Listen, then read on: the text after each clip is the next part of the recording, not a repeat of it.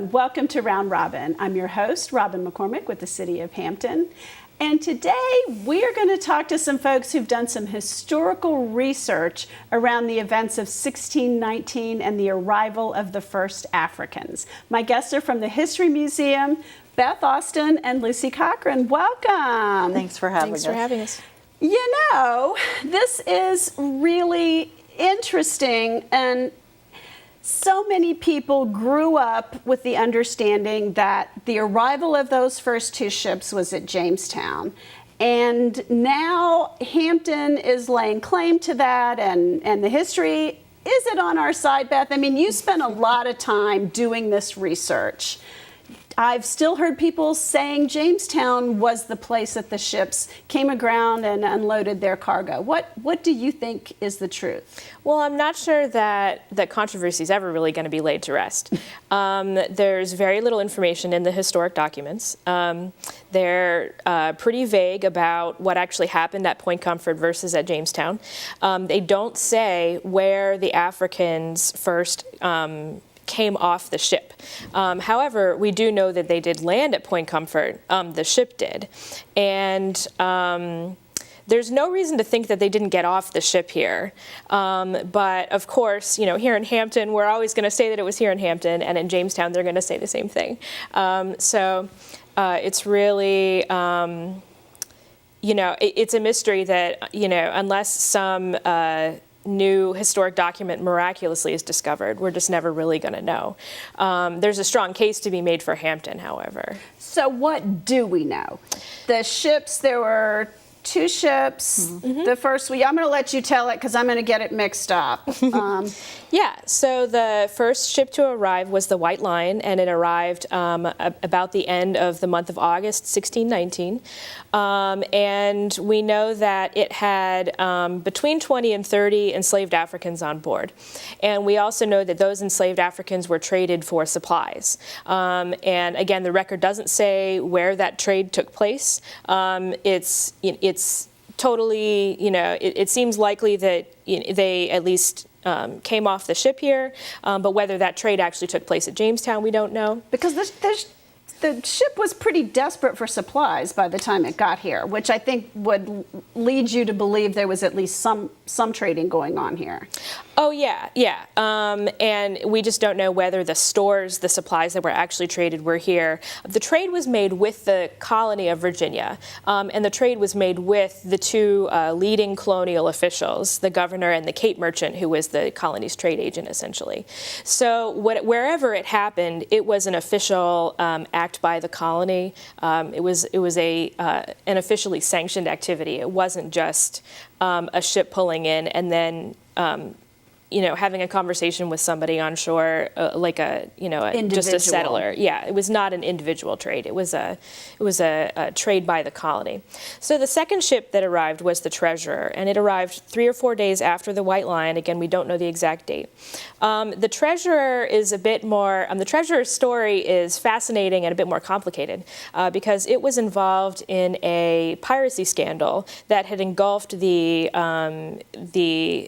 former governor of Virginia, several high-ranking officials in the Virginia company. And so when the Treasurer arrived in Virginia, theoretically, it could have been in trouble for trading. The Treasurer also did not have a valid letter of marque, which is the documentation that allowed it to legally attack a Spanish ship, which is... it sounds funny to us today, legally attack. Right. Yeah, so... It's sort of what they call privateer, which is like a hired gun navy, sort of, right? Like... Yeah, a letter of marque is a paper document authorizing a ship by some European government, or usually a European prince, who has an interest in, say, weakening the Spanish Empire, will provide these authorizations to individual ships that let them attack, say, a Spanish treasure galleon or a Spanish ship that privateers think may have gold and silver on board, but is in fact carrying enslaved Africans, which is what we think happened with the White Lion and the Treasurer. The two ships agreed to work together to attack the San Juan Bautista, which was a Spanish slave ship. And so the enslaved Africans aboard the White Lion and the Treasurer both came from the San Juan Bautista. The White Lion was legally authorized to make that attack, but the Treasurers... On behalf of? On behalf of various sort of Dutch principalities. The Treasurer's letter of marque was supposed to have come from the Duke of Savoy, which is now mostly part of Italy. But that letter of marque was rendered invalid by a peace treaty. And the captain of the Treasurer probably knew that, but it's not completely clear in the historical record. So the Treasurer, when it arrived in Virginia, was in this very perilous position of essentially not... knowing whether her arrival would be accepted or whether she would legally be allowed to trade. And so the Treasurer, for a long time, historians thought that the Treasurer then just sailed to Bermuda before trading any enslaved Africans. But historians are now starting to kind of shift and think that one or two enslaved Africans may have been traded illicitly. That is, of course, not in the historical record because it would have been illegal. But, for example, the enslaved woman Angela, who was enslaved at Jamestown and whose site is being excavated currently at historic Jamestown, she may have been traded illicitly from the Treasurer when she arrived after the White Line. Wow, this is way more complex. Like, Yeah. people want this to be a simple, easily explained story, but you've obviously gone to a lot of original sources to build this tale. I want to get back to something you said, though, that this was a trade with the colony. Yes. So, you know, some people have said this was more like an indentured servant situation at the beginning. But if you're trading people for goods, this doesn't sound indentured. This sounds like some pretty official enslavement of human beings. I mean, you're treating them as goods officially by the British government's representatives here in the colonies. Yeah, so I think one of the biggest controversies about the landing of the first Africans in Virginia is whether they were enslaved or not. And there's no clear, watertight case that we can make from the legal documents that survive. The historical record does not make it 100% clear. Most historians, however, believe that most or all Africans who arrived in early Virginia were immediately considered enslaved. And there have been some really exceptional stories. I think the most well-known is Anthony Johnson, of enslaved Africans who arrived and had a bit more opportunity than most enslaved Africans or African Americans did later to become free, to become landowners, and to achieve a status that was near to or equal to white landowners in Virginia. It's clear that that was a bit more possible in 17th century Virginia than it was later. However, those Africans and those African Americans who were able to do that were very exceptional stories. The vast majority of Africans and African Americans in Virginia were treated as enslaved from the outset. And again, there's no there's no law on the books that says that. But at the same time, the existing legal record and the existing cultural record, most importantly, make it really clear that that was the assumption when Africans arrived in Virginia. And because a lot of Virginia's records have been lost, it's possible that those records would have existed and we just don't have them anymore.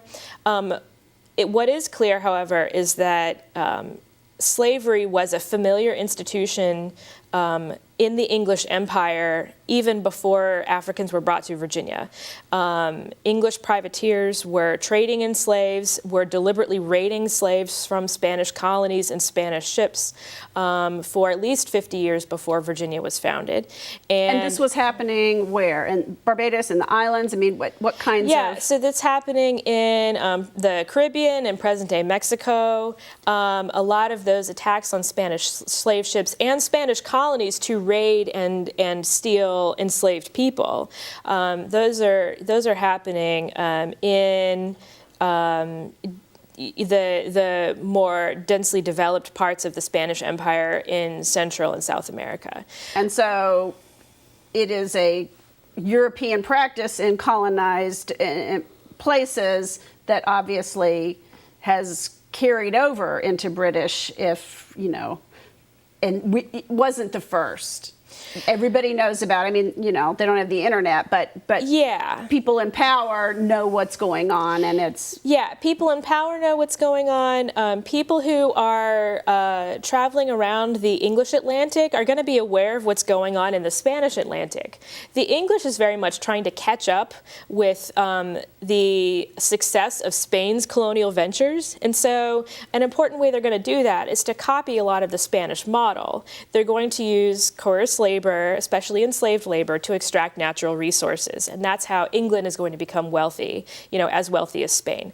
That is the reason for empire.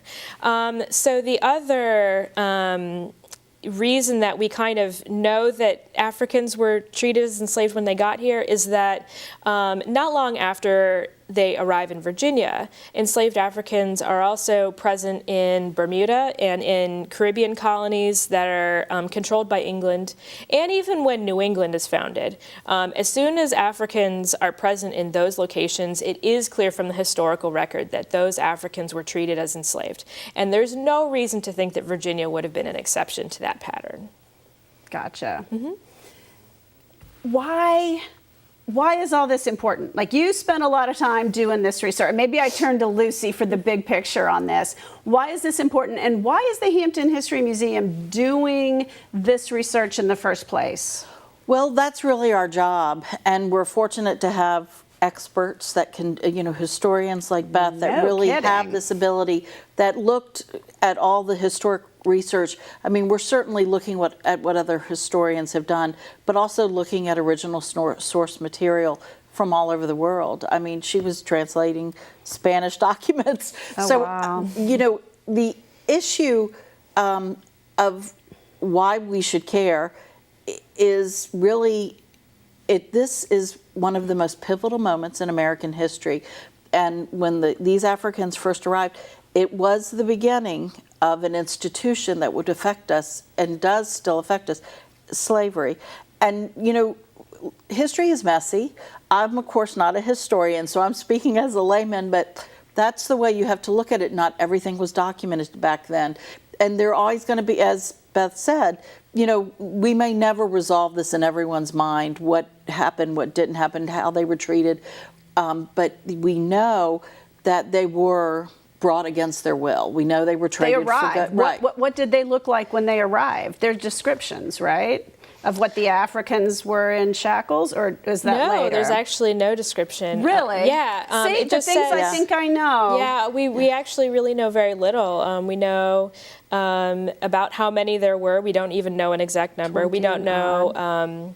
We don't know ages. We know by 1620 that there were 17 women and 15 men. That's really all we know. You often don't know their names. Few were mentioned. Yeah, we don't know any names in 1620, and by 1624 we know the names of just over half. But some of them, you know, some of their names just don't survive in the historical record at all. But to go back to why this is important, you know, we reference people who were enslaved and how that affected our country. But it is a broader context than that, of course, because African Americans have shaped our country in so many amazing ways. You know, it's not just about the issue of slavery, but it is about something that changed our world, changed our country specifically, and continues to shape our laws, our culture. And for us, it's about not only that event, but we're really talking about the legacy, how it shaped Hampton, as a small town at that point, a small southern city now, and then the legacy of how it shaped the country through war, through, certainly the Civil War. There's a direct line. And of course, we know while slavery began here, it also began to end here with the wonderful contraband story. So for us, we want people to have this history in their minds as they look at their world today. And we're talking about something that just a few years ago people weren't talking about. They weren't even that familiar with. Some of us may have known, but really to start having this conversation, I think, is important for our community. We begin to have conversations about things that are hard to talk about sometimes, but it brings us together as a community, and I think it strengthens the community. So for us, this is an amazing way to build a common kind of ground for us to have an important conversation that you use the lens of history to have. And it really allows us to, I think, move forward in a much better way. Well, you talked about the Spanish were getting natural resources and gold, and pretty much what the British learned to do from their colonies was tobacco and farming the land. And you would not have had that without the enslaved Africans. I mean, you would not have had people working those fields. The colony would not have survived. Right. That was the economic backbone in those days. And so, you do look back at that and think that that's how we started as a country, as a people, as a region, as Virginia. It's clearly a key piece. Yeah, I think there have been a lot of historians who have looked at that in the last 10 years or so especially. They've really been drawing a clear line between the products of enslaved labor and the economies that really built the British Empire and then what became the United States. So I think that connection especially has gotten a lot of attention, especially recently. The other thing I was going to look at is, today Hampton is, if not majority black, certainly it's the largest percentage, that we have in terms of our demographics. And it is reasonable to believe that perhaps some of those people, if not from those first slave ships, there are descendants from those early days. Absolutely.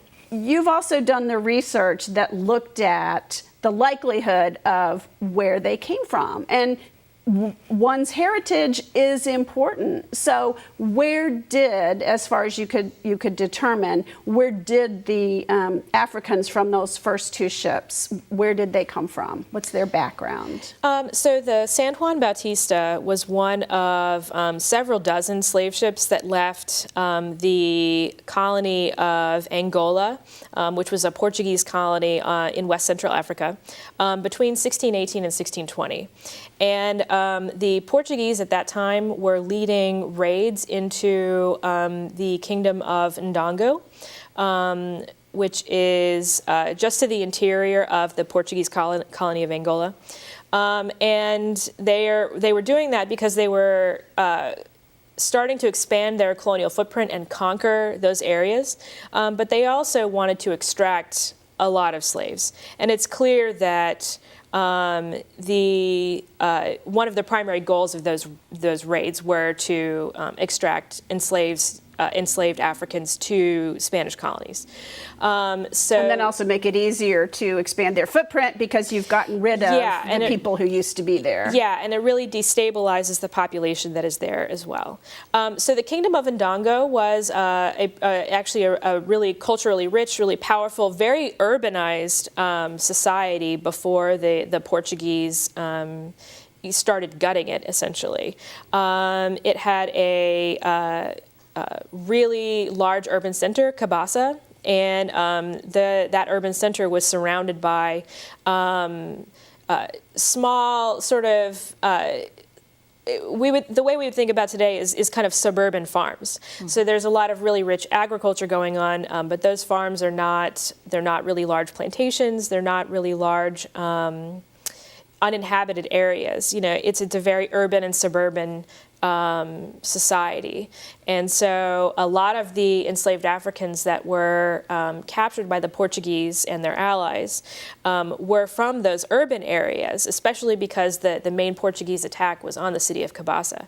And so, interestingly, these are not, I think there's a kind of stereotype or a kind of vague idea, a misconception about a lot of Africa being very rural, but the enslaved Africans who came from Ndongo in the 1618 to 1620 raids were very much urban citizens of a thriving kingdom, and so communal, used to trade, used to working with each other, very used to society, very skilled, skilled laborers, brought a lot to.